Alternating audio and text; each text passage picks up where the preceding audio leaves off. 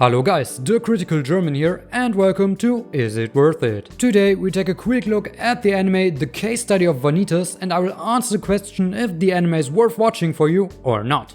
Short disclaimer beforehand. Only 6 episodes of this anime were released when I made this video, and I just watched the first 2. This anime centers around a vampire in the 19th century called Noe, who travels on an airship to Paris. He wants to find out more about the Book of Vanitas. He meets the lady there. This lady seems to be sick and turns out she is under possession of a vampire curse. A human called Vanitas is also on board and frees the lady from the curse with the help of the Book of Vanitas. The same book Noe is looking for. Noe helped him and they become a team, and together they want to save vampires from the curse. Man, I don't know. The anime couldn't really convince me. The basic premise is just too stereotypical and I feel like I have already seen it in 1,000 other anime. It just doesn't bring much new to the table. Noe is just a calm dude that, well, is quiet and cautious, but doesn't really do anything interesting personality-wise. He just exists to not know things so we as the audience can get exposition. But well, in episode 2 he had his moment of individuality until he remembered that he must be the silent character without interesting character traits. He needs to make space for the more extroverted personality of Vanitas. Sure, his personality is more interesting to watch, but you've already seen such a character type in other anime before. He is just this sassy dude that sometimes gets his cool moments but in general is a goofball. He could have swapped places with Yato from Noragami and there would have been no difference. They even got the same hair color and eye color. Story-wise, the anime leaves a really constructed impression. In episode 2, they meet a vampire overlord that wants to execute the lady from episode 1 because every cursed human needs to die. Noe and Vanitas don't want that and say that she was healed. Vampire overlord doesn't believe them and so their plan is to find another cursed person to demonstrate the book's healing power. I mean, couldn't the overlord just ask the lady? She is the living proof that the healing worked, right? Also, the curse seems to be like an illness where the person gets cold. So, just have a physical examination then and look if she has any symptoms. If she hasn't,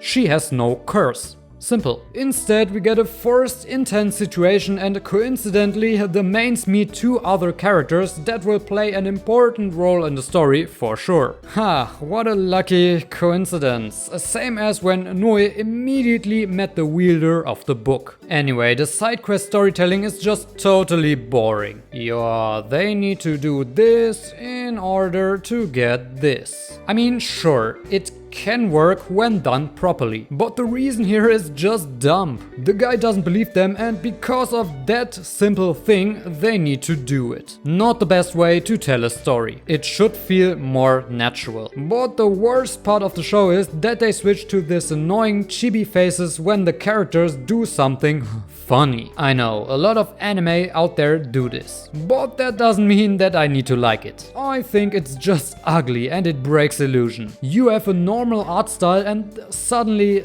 this. How should I take this seriously when the undertone wants to be more grim? It is about vampires and curses after all. And yes, they implement it only in funny moments, but I can't take the characters seriously when they're in normal scenes again. I just know there will be another goofy chibi scene after that. Just keep one constant animation style. Cleverly written jokes or funny moments would work without this constant change to ugliness. The first 2 episodes weren't just outright bad, but it's not worth to continue watching either. After all, you want to watch good anime and mediocre ones with no real interesting ideas are just a waste of time. But I must admit though that the picture book sequence in the first episode was nice. With all that in mind, I don't recommend the Case Study of Vanitas to you because the anime has mediocre characters, a mediocre story and the storytelling feels too constructed for my taste.